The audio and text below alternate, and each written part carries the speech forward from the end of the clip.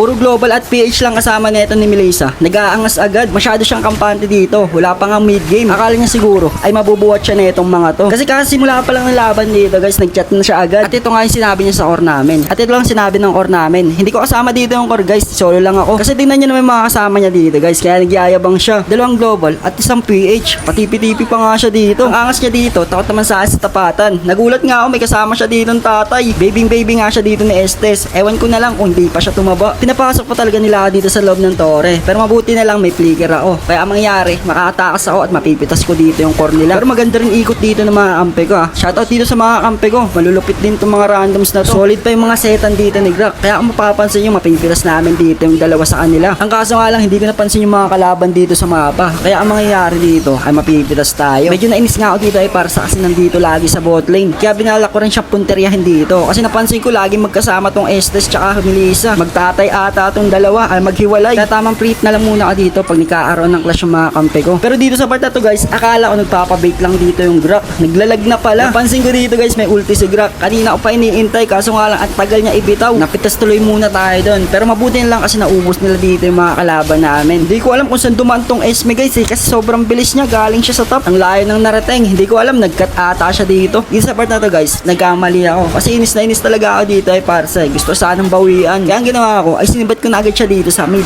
Ang kaso nga lang hindi ko siya nauntog dito. Nagkamali pa ako ng flicker. Sinalo ko lahat ng bala dito ng tore. Napachat tuloy dito si Grak. Kaya dito sa part na to guys, nag-play safe na ako. Hindi ko nga alam kung ba't na nahimik na dito si Melissa. Paano ba naman kasi hindi mabibisa yung mga kasama niya dito yung global at saka PH. Tignan niyo naman dito, tambak na tambak sila. Lumamang na kami dito sa early game guys. Pero syempre hindi pa rin ako nagpapakampante. Kaya ang ginawa ko ay bumasag na muna dito ng mga tore. Pero hindi naka-retry dito yung Fredrin kasi lagi nakukuha ng core namin. Kaya makikita niyo dito guys, 3 times nakuha ni Nola yung turtle. Pero kahit lamang na kami dito guys, di pa rin nagpakampante. Kaya ako na lang tagabasag dito ng tore. Push na lang ginawa ko dito guys. Ang bala ko kasi dito guys, puntiriyahin ko tong Melissa. Ang kaso nga lang, laging kasama yung tatay niya. Lagi magkadikit ng Estes. Ewan ko ba dito sa dalawa na to? Hindi pa rin naman tumaba. Pero dito sa part na to guys, inubos ni Nola yung mga kalaban namin. Kain na kain sa kanya yung global tsaka PH. Kinuha na rin namin agad dito yung Lord guys para matapos na yung laban. Dito sa part na to guys, pipitasin ko sana tong Parsa. Kaso nga lang, ang dami pala nila dito. Kupulan nga sila dito. Pitas sana dito si Parsa. Patipi-tipi pa si Melissa dito. Umaasa pa yata itong makaka-late game sila. Hindi nila alam na unti-unti na namin basagin dito yung mga tore nila. Para matapos na dito yung laro at di na makabawi itong mga to. Basta ang ginawa na lang dito ay bumasig ng tore. Kasi hindi na tayo makakuha ng kill dyan. Sobrang taba na itong Nolan. Kaya puntiray na lang natin dito yung mga tore nila. Para matapos na dito yung laban. Para manahimik na rin itong Melissa. Masyado siyang maingay dito sa chat. Masyado siyang kampante. Hindi naman kaya dito ng mga global magbuhat. Naka-global lang siguro tong mga to kasi nasa ibang bansa yung mapa nila. Paniwala naman to si Melissa. Kaya nga ginawa namin dito guys, nagbid na agad kami. Inubos na naman dito ni Nolan. Mga palong-palo. Pero shoutout dito sa mga randoms na nakasama ko. Lulupot talaga na itong mga to. Ano ba naman kasi kinain nila lahat. Wala na akong ginawa dito. Hindi bumasag